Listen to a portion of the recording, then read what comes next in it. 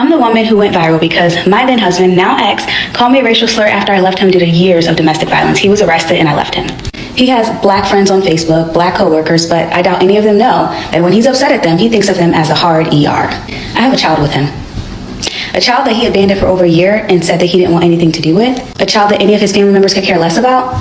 Because while he was abandoning her, he moved in quickly with a new woman and her 2 kids. A woman that is not of color. A woman that his family, I'm sure, prefers.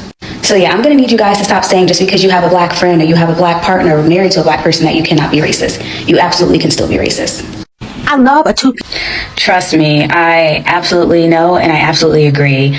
Him calling me a racial slur didn't impact his family in any shape or form. I mean, they supported him while he was being abusive and while he was harassing me and the children in the family home too. And I want to be clear, when I say harassing me and the children in the family home, I'm not just saying because he was harassing me.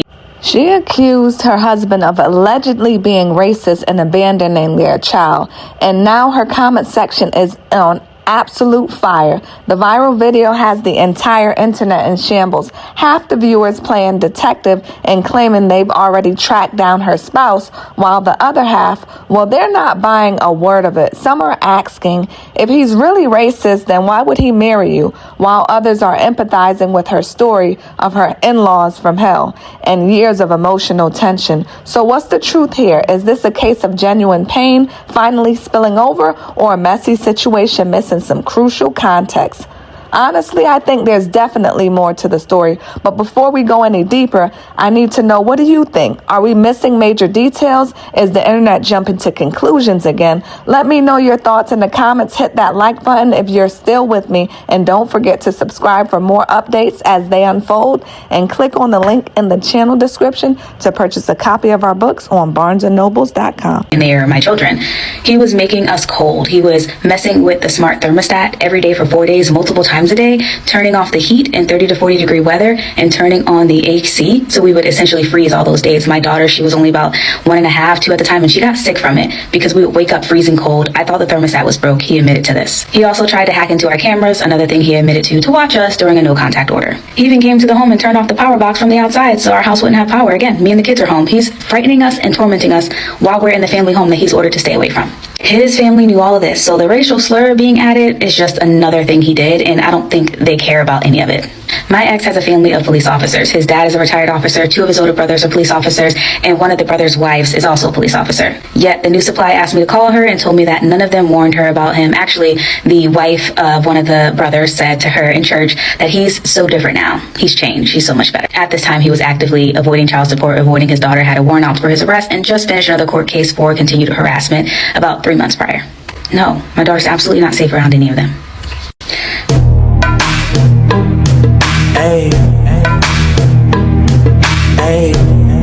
Me and my ex's family didn't get along from the start because after I met them, I was actually engaged to my ex when I met his parents, and I was shocked and taken aback of how ignorant and prejudiced they were and the comments they were making that I ended up calling off the engagement. And my ex was upset, crying. He had his friends calling me, saying that he was nothing like his parents. Don't judge him or cancel the wedding because of his parents. He's not even that close to them. That's what he said. Side note, he was close with them. That's just something he said to me to make me stay. Then when my ex would support me and call them out for their ignorant behavior, and then I would call them out myself because I was so tired of it that I just started speaking up for myself. He had 2 older brothers that were coming at him for this, not even asking what had happened, just immediately coming at him, attacking him. One in particular, they argued back and forth, and the other just texted him not knowing anything that happened and said, "Stop being the Facebook police," as if that was the issue. Which is ironic because later on I found out that my ex's father, at that time of when I met them, was in a newspaper article because he was a police officer on leave due to comments he was making on Facebook about certain minority groups. The worst part is, after all of this, me and my ex got marriage counseling due to it, and he told the marriage counselor that he believes his parents are racist and then shared examples of why. But he's back with them, pretending that they're great because obviously I left him due to domestic violence, so he needs them now. But yeah, yep. People are like, the enablers said this, they call me a liar. Well, of course they did. Are they going to admit that you did nothing to them and they still have a problem with you because they want to support an abuser? No.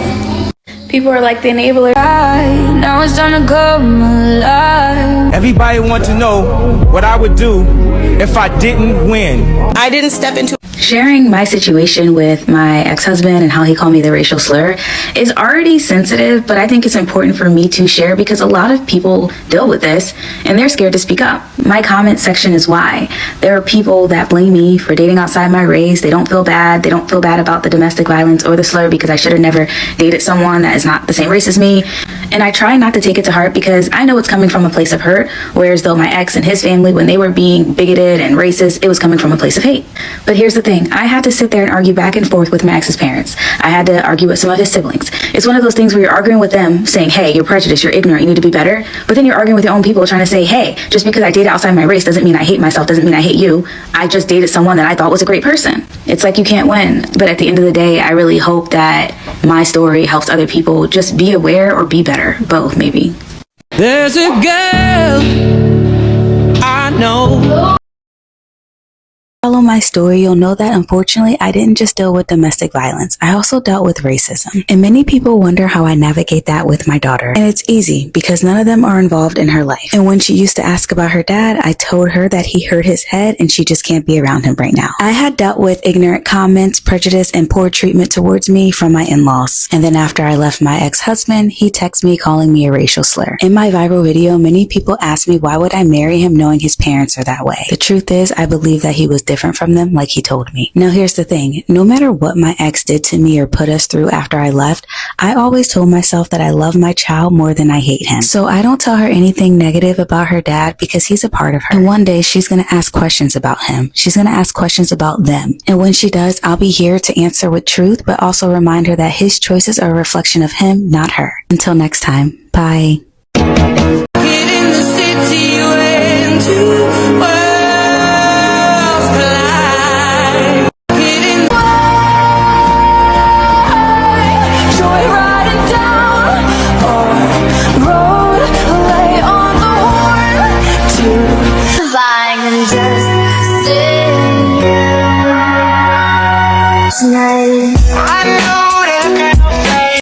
Hey y'all, so What a man, what a man, what a man, what a mighty good man. I said, what a mighty. God knows what is hiding in this world of little codes. This is surviving abuse in under 90 seconds. I was in an abusive marriage for 4 years until he was arrested, and I decided to choose no more, chose my kids, and decided our safety was more valuable than staying in a marriage with an abusive man. I thought that me leaving meant the abuse would stop. The abuse did not stop. If anything, the post-separation abuse at times felt worse than the actual abuse when I was in the relationship. The post-separation abuse didn't stop with me. He also attempted to torment our children by turning on the air conditioning for 4 days straight in the winter, so we would wake up freezing cold and the kids would be cold throughout the day. He also would come to the house against a no-contact order while on bail and turn off our power box from the outside so the whole house would lose power. These antics would go on until I got scared and decided to flee the family home for me and the children's safety. Once we fled the family home, the abuse didn't stop. He actually found the undisclosed location that I was living in. His mother, who knew about the abuse, made excuses for him, said she didn't want to get involved, but got involved in support of her son, of course. His father, who knew about the abuse and went to all the court cases, called me the crazy ex of the new supply, even though he even admitted that his son had anger issues and slashed his tires in the past. His older brother, who's a current police officer, and that older brother's wife decided to join in on the harassment and kick me when I was already down. I was mentally drowning, I didn't want to leave the home, and decided finally to put my life back on track and got on the address confidentiality program and moved to a new location. He found that address, and to let me know he did, he sent mail to it. All the court documents say address confidential. I never gave him that address. Actually, I was in hiding from him, and he still found a way to find my address. So, I moved yet again. This is surviving abuse. Your face. Let's be clear, I trust no one. You did.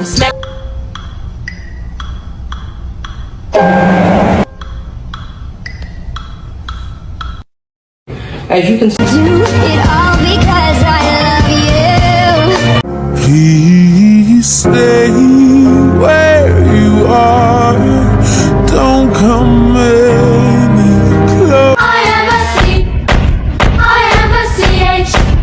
Baby, can't you? You've been hit by, you've been struck by a smooth criminal.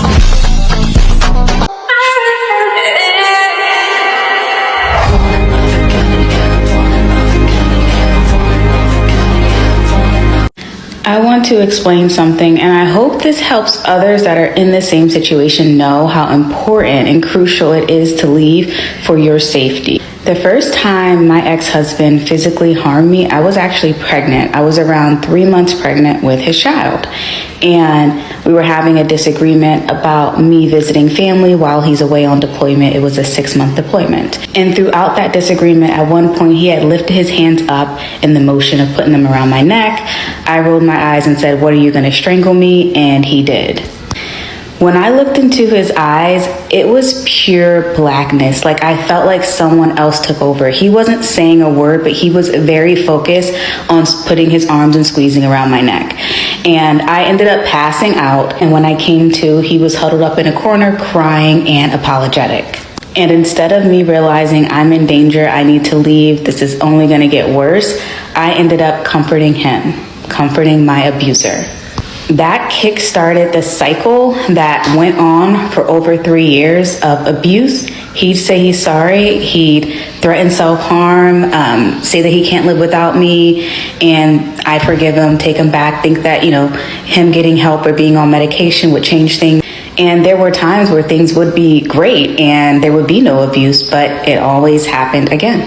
Please understand that men like this are not safe. There's no changing them.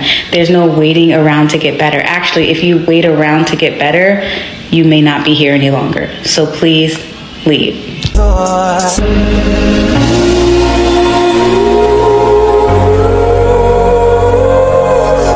If you follow my story, you know that I've had to move for the 3rd time in less than 2 years. And hopefully this is the last time because I am house broke. Hence why I am cutting out these sample pieces for a color match. I'm about to DIY this entire house starting with painting. And I'm not new to this. When I was 21, I purchased my first home and I painted the entire house, redid the flooring and the stairwell, things like that. But back then it wasn't because I was broke. It was because I swore I could do it all. So with being on a budget, whether I think I could do it all or not, we're about to find out because it's my only option. My daughter's about to learn real quick what an independent woman means, okay? So I took a few days off of work and I am going to paint as many rooms of the house as possible. And of course, Daly jumped at the opportunity to paint her new room pink. We'll make it an accent wall. My son's at school, but I did get the color that he asked for because when he comes home, he's going to paint his own room. And I got him 2 gallons because he actually has his own living room too. House tour's coming. I'm just trying to find a careful way to do it because I don't think I can move a 4th time. Part 2 to see how it turned out.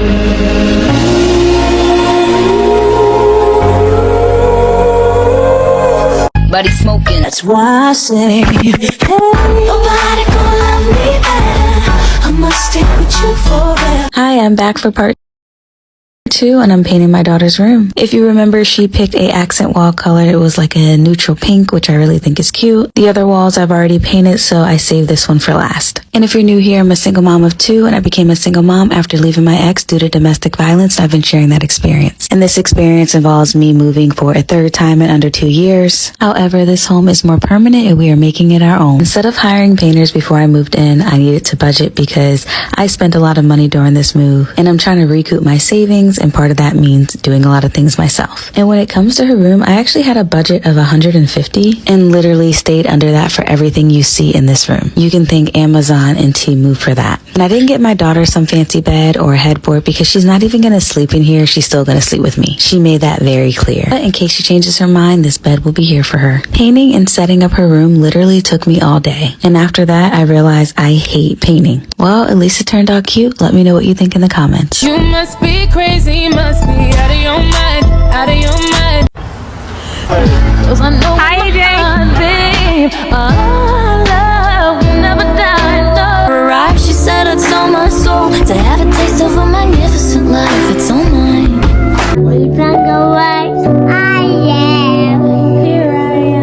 Here I am. What is your Alright, I am back to show you guys my son's area.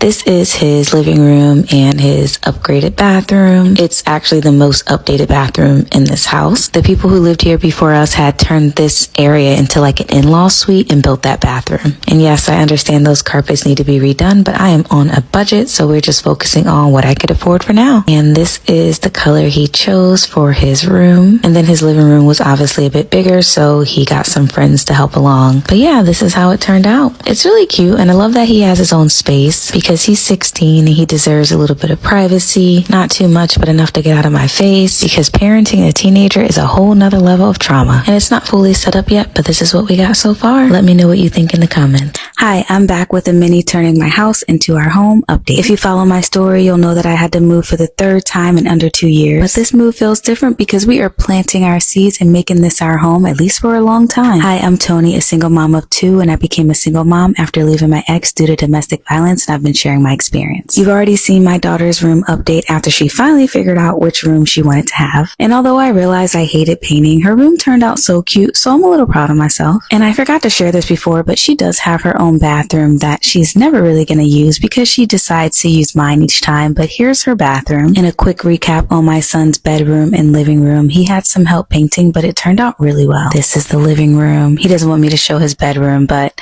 that's his bathroom. And I was so focused on the kids' areas that I did my room last, and it's actually done as I record this voiceover, but oh my God, I hated it. I hated